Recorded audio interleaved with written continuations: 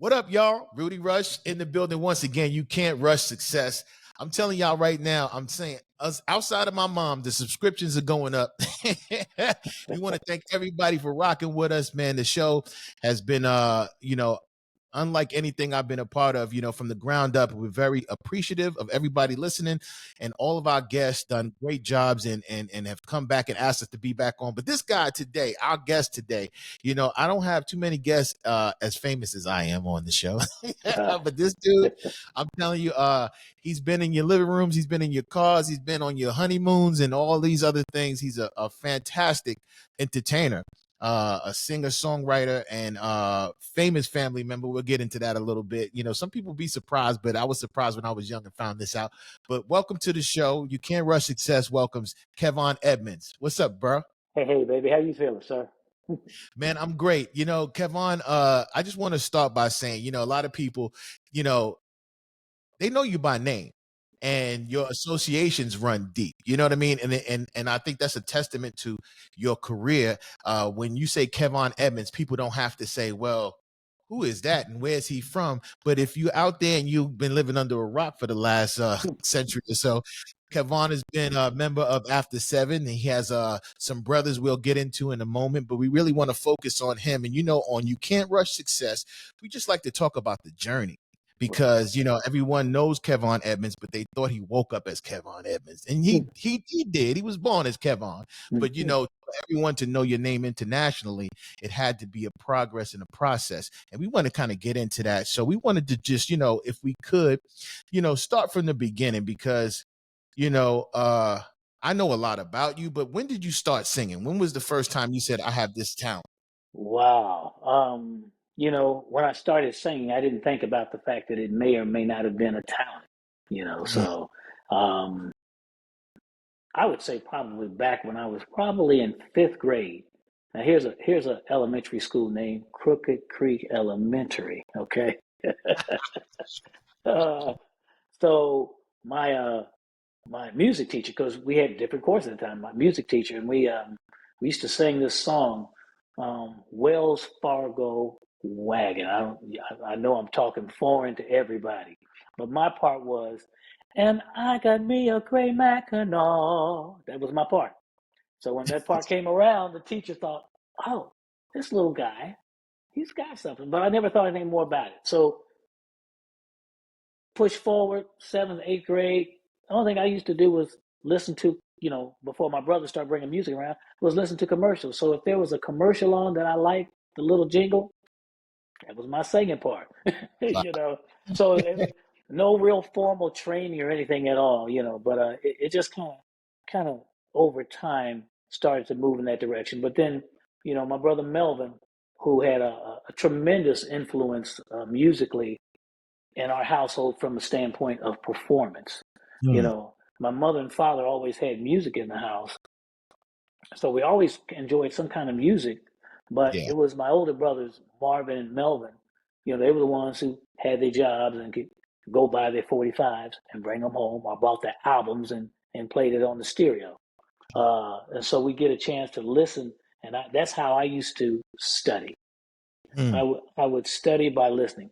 Take that, put that back on the needle, play it, come back, bring it back, put it back on the needle, and that's how I really kind of learned to, kind of begin to hone my vocal skills.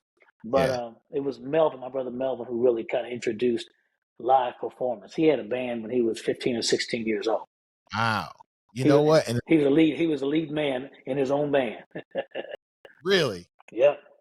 now we want to talk about Melvin a little later and his influence and your relationship with him. I want to kind of save that a little bit, because it's a for me, it's, I feel like, something that we really need to touch on. But like, so moving forward, a lot of people don't know the journey. There's a lot of different steps before, the most famous thing that we know is After Seven, of course. The hits and the awards and the accolades and stuff. How did that group come about? Because you have other brothers who do other things, so it wasn't like a whole family thing. It was just like, we're doing this and you're doing that. How did After Seven come about? Wow. After Seven came about because, again, I mean, inextricably, my brother is connected to me. So um, down at Indiana University, I attended Indiana University along with my current president, partner, and member of the group, Mr. Keith Mitchell. We we were in this accredited course called IU Soul Review. That's where I had a chance to meet Keith, and it was a class that taught performance, um, composition theory, and the business of music. And you got credit for this. And it was taught by Dr. Portia K. Malsby, and they kind of mirrored the program that Donald Byrd and the Blackbirds had going on. So they brought that to Indiana University. Well, that's what we did through the school year. In the summer months, we come home. Of course, Keith and I still enjoyed doing what we were doing, but we still need that third voice. That was Melvin. So we would. I don't know if you're old enough to know about the Gong shows, but we would go. we our goal was on every Thursday night to get on down to the Mark IV and go get that prize money, same for Gong shows, right? It was then. I think we kind of went our separate ways. Still have an appreciation for love and love of music, and every now and then, my brother Kenny was at that time working with the Deal, and Melvin and I would hop in the car, drive from Indianapolis, go to Cincinnati, and we would we would go in there and lay down some tracks, just to, whether it was some background vocals for somebody or this, that, and the other, and we put down demo tracks is what it was. So he still knew that we had an affinity for what it was we did. But as time went on, and I mean time, because at that time, for me, I was working for a pharmaceutical company.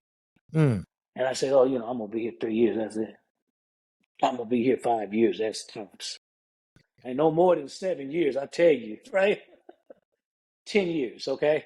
So 10 years go by before I got into that point where, at that time, Kenny and LA were having success. I said, hey, man, I don't care what I do. You need to can you get me up out of here? I will carry bags, push equipment, whatever. He said, no, you don't need to do that. So he gave me some good sound advice. He said, listen, we may have a situation that may be coming up. Pay down your bills, get your money tight, get it right. And I echoed that sentiment to everybody. And first off, I had to make sure everybody still was game. And they were. And I know what I did. So I did those things he recommended me do. And if not for some good old fashioned nepotism, a brother reaching back for his brothers, Absolutely. for an opportunity to sign with Virgin Records. And they signed us, they got us signed. Virgin Records never saw us. Virgin Records never heard us. They just, on the strength that it was LA and Babyface and the success that they were having, they said, well, if those are your brothers, we're going to sign them. Boop. Listen, Who knew? you know what I mean? I was hoping I was part of that because, man, let me tell you, and I'm glad that you expressed and told us a part of that story because people have speculations or they just don't know how it, if you guys, how you came about because of course, Melvin and yourself, being brothers, everyone knew that. And then of course to know that, Babyface is your guy's brother as well. It's just like, it's almost like the Jacksons or any other family. You don't know the dynamic and how things came about. So once you guys get signed, do you immediately become After Seven? What are some of the names? What are some of the names that came across the please, table? why you got to do that? Why you got to be? Anyway, okay, I can tell you one name. It didn't stick, and we weren't sure about it. But we thought that one name for the group would be Hush. Okay, at that time, that sounded all right for that time. Could have worked. After Seven is great, but yeah, Hush wasn't bad. Yeah, it could have worked, but it didn't. But the name, and we were undecided about what to call the group at the time, but we knew we had to move pretty quickly. And what was it? Face, Kenny, I call him Face, but anyway, he says, "Hey, you know what? I don't know what y'all think about this, but I got a message on my answering machine. Again, here we go back in the time capsule. On the answering machine, he said somebody left a message of, give me Call me back after 7. What do y'all think about after 7? And All right. And after 7 was born. listen, and it still sounds good. It works. It still works. So let me ask, because everyone thinks, and as a musician, now that you've been in the league, I should say, for quite some time, Hmm. everyone has this idea. Just like, myself as a comedian or any other thing that, you kind of see the lights and the cameras and all the action. But what are some of the drawbacks? Some of the things that you say, okay, over my career, I really enjoyed it. I've had a successful time. I'm still touring. I'm still doing things that I Hmm. want to do with my life and my family. But what are some of the things early on that you were like, man, I didn't know this was as grueling as I thought he'd just come in and I sing and then I go home and that's it and I get a check. What are some of the things that surprised you about the music business early on? Well, you know, we've never been afraid. We grew up at a time when you work hard. You're gonna have a job. You're gonna hold a job, and you're gonna go to work. So having a good, strong work ethic was something I think that was built into all of us. We were raised with that kind of mentality and mindset. So I think that was something that worked in our favor. It was, learning the business piece, even though, we college educated, there was still the music industry is a different kind of animal. It's not like IBM. It's not like a lot of these other corporations. So there's a lot of will slip and slide in there, and it all depends on if you know what you know or don't know can determine what your fate's going to be. In terms of us coming into that industry, you have to understand I was the youngest guy in the group, and at that time I was 32. Mm, And Keith and Melvin were, of course, older than I was, but we came into this industry with a whole different kind of mindset.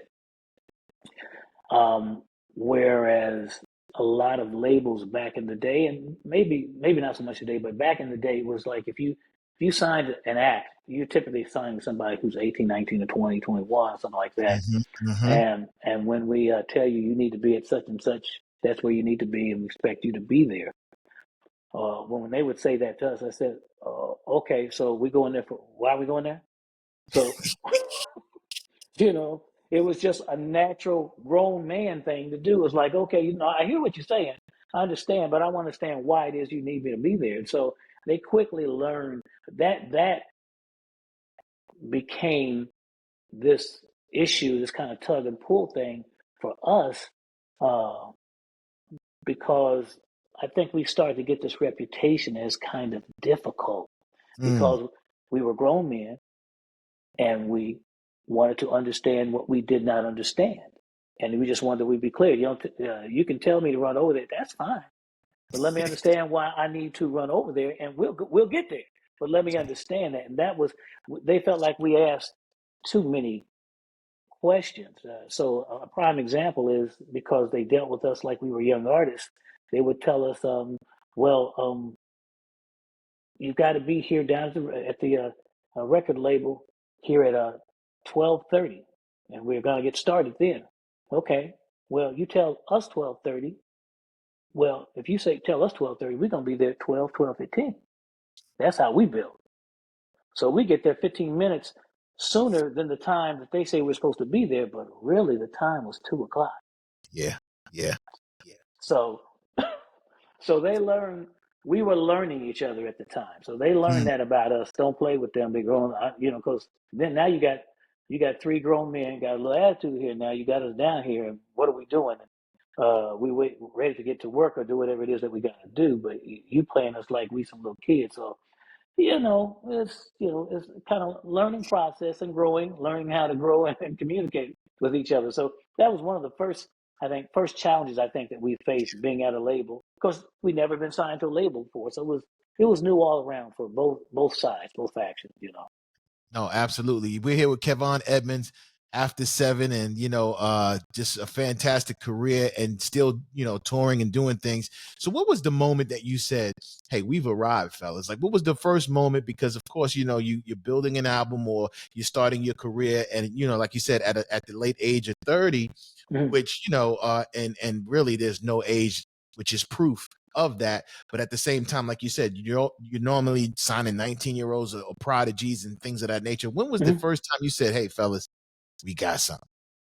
To you in your Oh, mind, was there a time, a performance, or something of that nature? I mean, we had barely gotten started. We had barely gotten started. We signed in '88. We signed a contract in '88, I think is what it was. And wow, um, we flew out to LA.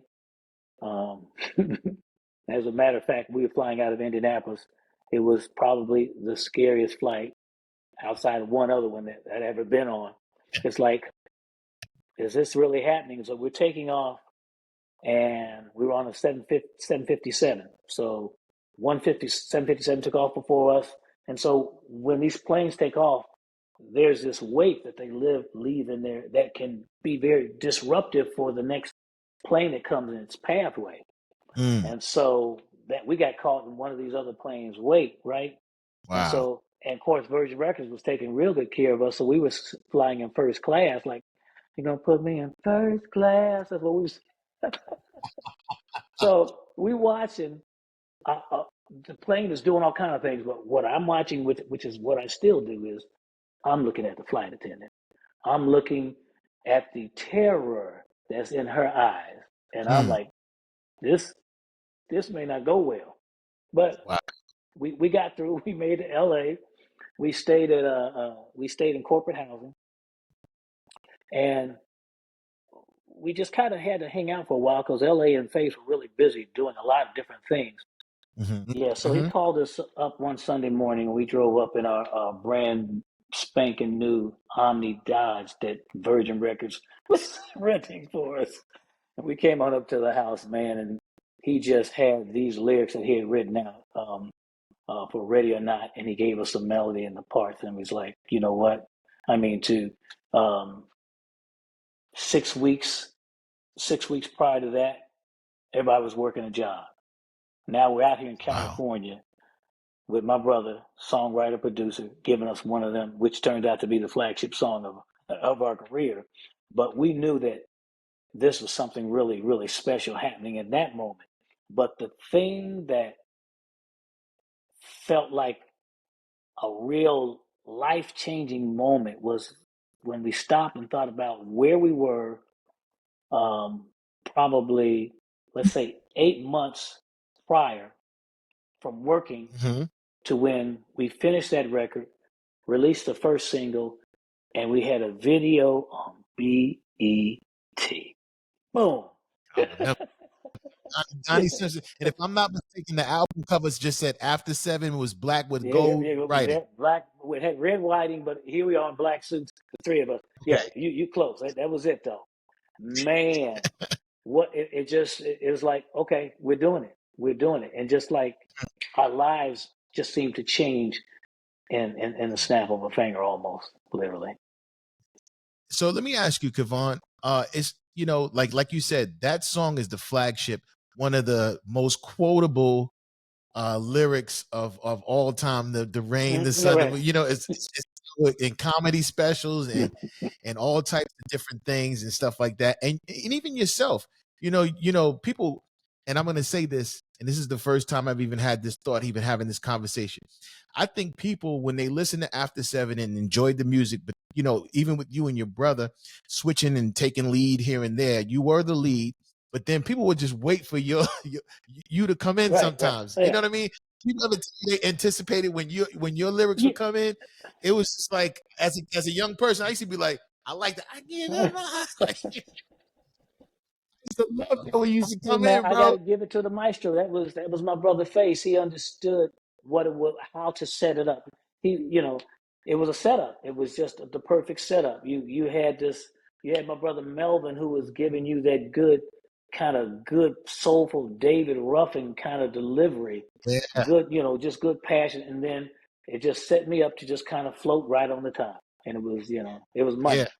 Because people would actually anticipate it. Now that I'm thinking, like, because there was sometimes Melvin we Yeah. started, and it would be great, and we'd be right Mhm. into it. Then you would come like, yo, that dude right Yeah. there is. There were some stories, even some of our record company execs who had not met us yet. who came from the East Coast to come out to LA to finally meet the group, because this is who we're working with right now. They looking and they're studying, and this I have to receive this because that's how it was. But they said, "Where's the girl? Where's the girl?" Yeah, you had to live with them things too. So you know. So let me ask you this. Speaking of record execs not knowing what and who, you guys just coming out and everything Hmm. like that. But recently, one of the more famous people that's out right now, the young lady Hmm. Lizzo, uh, came under some fire because it was you know, talked about that she didn't know who After Seven was. Was there any kind of No, Was there any kind of backlash from that but on your here's the part? thing. It was she wasn't cracking on After Seven. She was doing her thing. What's after seven? She didn't say who's after seven. She said what's after seven. Well, if you stop and Mm. think, eight is after seven. The number eight is after seven. It didn't have anything to do with the Okay. root after seven. But I got all the stuff people say, oh, don't you got her straight? No, I didn't get her straight. Y'all missing it. I was simply taking an opportunity to play, have a play on the words, and and Hmm. and maybe hopefully just be relevant for a hot second, right? Little Yeah. hey, I'm gonna do this. Little did I know, bro, when they Look, I don't have that hey, list. I wish hey, I had. hey, hey. you know and it's good to have that that position because everybody really gets all uptight about the smallest Right, things these right. days and I think that's you guys coming in as grown men being able to just understand how people think in general, even young people, because she's a young person and like you said, you didn't take any a negative effect from No, it. You just kind of rolled with it and made it a fun right. situation. Not at all. She was doing her. You know, she could have said what, what's after three, four. And I'd have never had any room to come in here and, play with it at all. You know, you know. Absolutely. Now, one thing I wanted to talk about, and I said it earlier, the group itself, iconic. And I know sometimes it's hard to take that, or it is easy, but you guys are very iconic, and that's very. I would say it's hard to do, but in R&B, that's a huge position to have. And your brother Melvin was a big part Right, of that, and we lost him, you know, fairly right. recently. And so, how did that affect you? Because you guys seem very tight. Like you said earlier in your interview, you said you guys were really connected. How does that affect you and the group moving forward? Well, um, for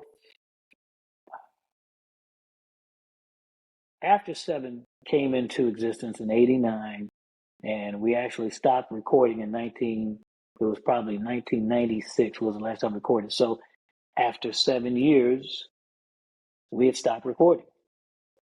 My Mm, my brother Melvin just kind of, and I get this, get it even more today. So more so is that he just kind of grew um, discouraged, complacent with the business. And like I say, it's mm. not like most businesses and all the game. And he used to call it what did he used to say? The dark side. Step over to the dark side when you come in here when you got to do business in the music industry because it gets real tricky and it's a constant uh, it's game. It's a lot of game in this business, and he just Yeah, felt, he's just like, you know what, I'm done. I don't, you're taking the joy. My thing is, give me the mic and I'll go to work, and that's what his thing was about.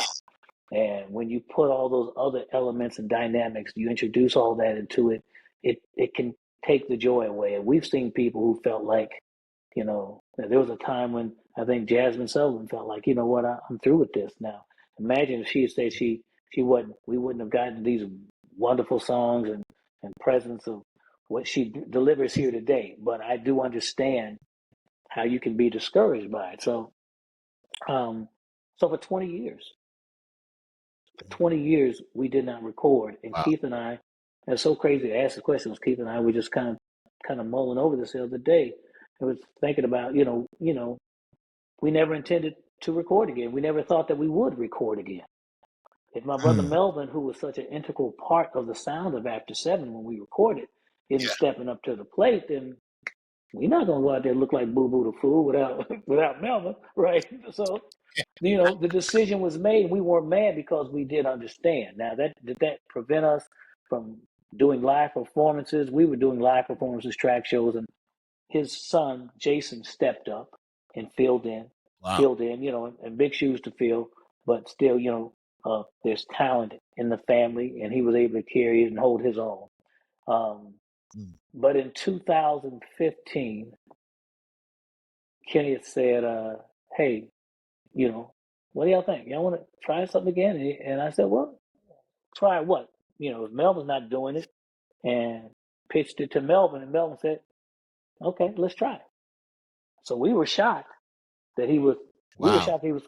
Our thing was, tell you what, we're just gonna throw a single out here. Let's see if we can get us a singles deal. So that that part, that question, I said, well, let's see if we can get us a singles deal. Just that at that point was telling you just how much I didn't know about how much the music industry had changed.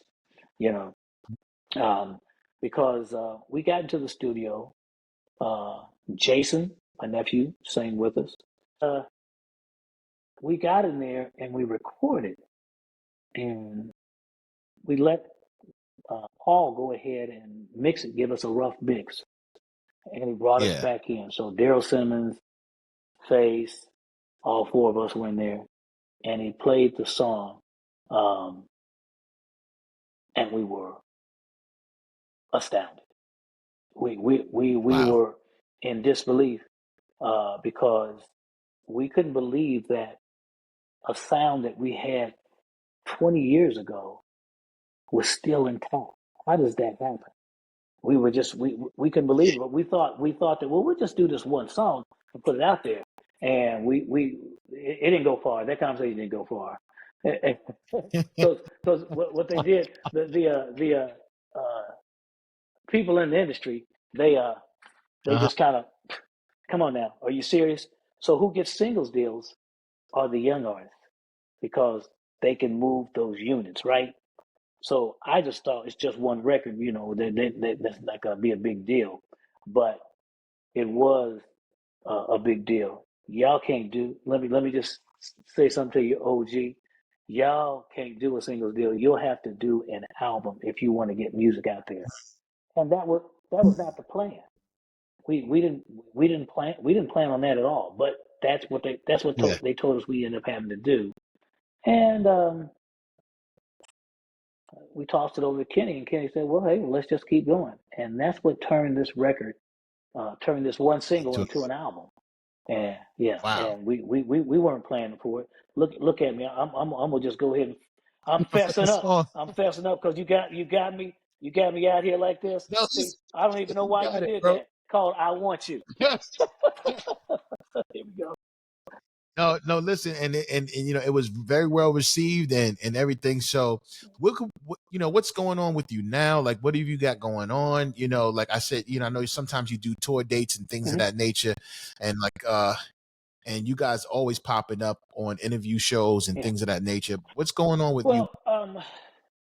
Well, the beautiful thing is that here we are at this stage in our career. We recorded another album called, that one was my brother Melvin. Melvin was called Timeless. The one that we have out now is called Unfinished Business.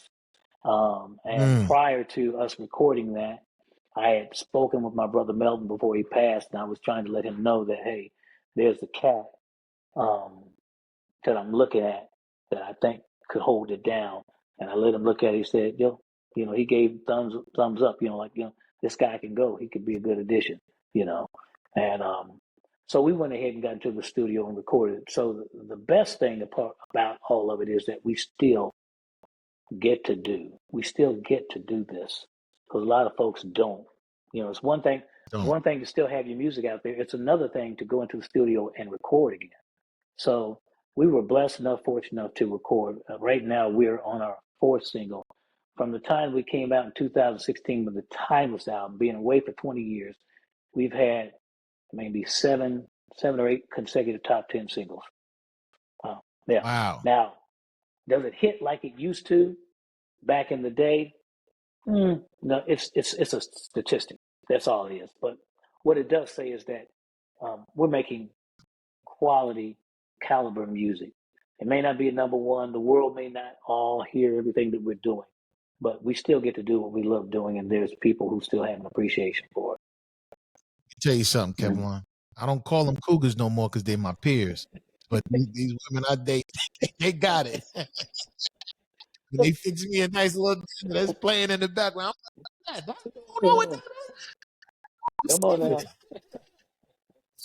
So no, definitely, man. And you look great, by the way. So and family life and just living good and just having a great spirit, what you guys have always had. And I met you guys when I was a young person working at the Apollo. Like I said, Steve Harvey, I believe, was the Yeah, host.